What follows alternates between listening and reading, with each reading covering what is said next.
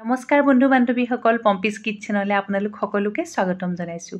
আজি লৈ আহিছোঁ কেঁচা হালধি আৰু মানধনিয়া পাতেৰে ৰন্ধা এবিধ খুব সুন্দৰ মাছৰ ৰেচিপি। এতিয়া আহক দেৰি নকৰি আৰম্ভ কৰোঁ। প্ৰথমে এইদৰে মিক্সিৰ জাৰত মানধনিয়া পাতখিনি দি লৈছোঁ, লগতে বিলাহী দিছোঁ।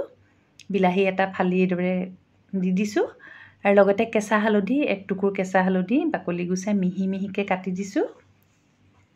আৰু লগতে কেইফুটামান মই নহৰু দিছোঁ আৰু লগতে অকণমান আদা কাটি পেলাই দিলোঁ আৰু কেইটামান পকা জলকীয়া আৰু অকণমান গোটা জালুক। এতিয়া খুব ধুনীয়াকৈ এয়া মিহি পেষ্ট এটা প্ৰস্তুত কৰি ল'লোঁ। খুব এটা ধুনীয়া পেষ্ট প্ৰস্তুত হৈছে আৰু এইখিনি সময়তে মাছত মই নিমখ হালধিখিনি সানি লৈছোঁ।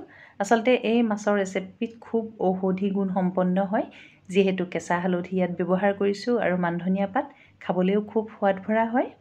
এয়া এতিয়া মাছত নিমখ হালধি সনা হৈ গৈছে। এতিয়া এখন কেৰাহী পাতিছোঁ, তাতে মিঠাতেল দিলোঁ আৰু কেইটামান কালজিৰা দিছোঁ। গোন্ধটো আচলতে খুব ধুনীয়া হয়।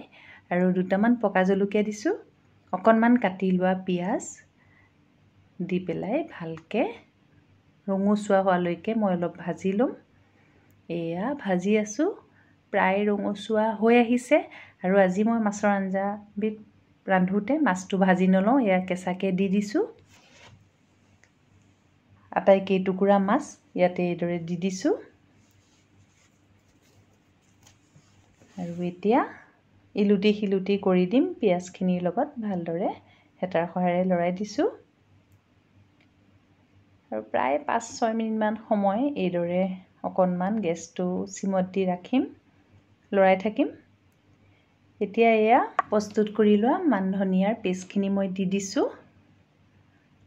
আৰু ভালদৰে এতিয়া মই আকৌ এবাৰ লৰাই দিম, যাতে আটাইখিনি মানধনিয়া আৰু কেঁচা হালধিৰ পেষ্টখিনি মাছখিনিত ভালদৰে সোমাই যায়।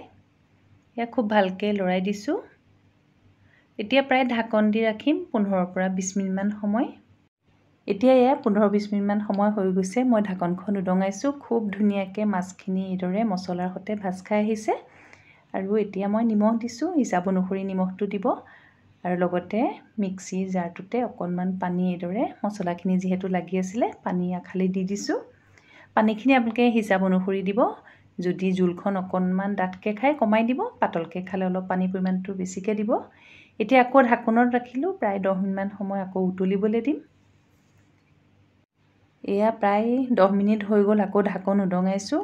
খুব ধুনীয়াকৈ মাছৰ আঞ্জাখন এয়া চাওক বক বককৈ উতলি আছে আৰু খুব এটা ধুনীয়া কালাৰ আহিছে। যিহেতু কেঁচা হালধি আৰু মানধনিয়াৰে ৰান্ধিছোঁ, খুব ধুনীয়া সেউজীয়া কালাৰ এটাও আহিছে। আচলতে এই মাছৰ আঞ্জাখন খুব উপকাৰী হয়, স্বাস্থ্যসন্মত ঔষধি গুণেৰে ভৰা, খাবলৈও খুব সোৱাদ ভৰা হয়। এয়া আমাৰ মাছৰ আঞ্জাখন প্ৰস্তুত হৈ গৈছে। এতিয়া পৰিৱেশন কৰিব পাৰি। এইদৰে আপোনালোকে জুতি লৈ চাবচোন, খুব ধুনীয়া হয় আৰু হেল্ডি এবিধ ৰেচিপি। এয়া চাওক কালাৰটো খুব ধুনীয়া হৈছে। আশা কৰোঁ আজি ৰেচিপিটো আপোনালোকৰ ভাল লাগিব। আৰু ইয়াতে অকণমান মই ধনিয়া পাত দি দিছোঁ, এইটো অপশ্যনেল হয়, মই অকণমান দিছোঁ, নিদিলেও কথা নাই। আৰু এইদৰে মই পৰিৱেশন কৰিছোঁ। আশা কৰিছোঁ আজি ৰেচিপিটো ভাল লাগিব। এইদৰে ৰান্ধি খাই চাব, যিহেতু খুবেই উপকাৰী হয় পেটৰ কাৰণে আৰু হেল্ডি এটা ৰেচিপি। আৰু এইদৰে এটা বাউলত মই এতিয়া পৰিৱেশন কৰিছোঁ আৰু আপোনালোকে এইদৰে পৰিৱেশন কৰি গৰম গৰম ভাতৰ লগত জুতি লৈ চাব। খুব উপকাৰী হেল্ডি এবিধ মাছৰ ৰেচিপি। আশা কৰোঁ আজি ৰেচিপিটো আপোনালোকৰ ভাল লাগিব আৰু মোৰ চেনেলটো চাই থাকিব। যদি আপোনালোকে চেনেলটো এতিয়ালৈকে ছাবস্ক্ৰাইব কৰা নাই, ছাবস্ক্ৰাইব কৰিব আৰু কাষতে থকা বেল আইকনটো প্ৰেছ কৰি দিব। তেতিয়া আচলতে মোৰ নতুন ভিডিঅ'ৰ ন'টিফিকেশ্যনসমূহ পাই থাকিব।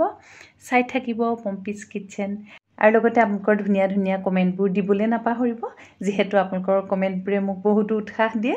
তেতিয়াহ'লে আজিলৈ আহোঁ আকৌ এবিধ নতুন ৰেচিপিৰ সৈতে আপোনালোকৰ সৈতে দেখা হ'ম। ধন্যবাদ।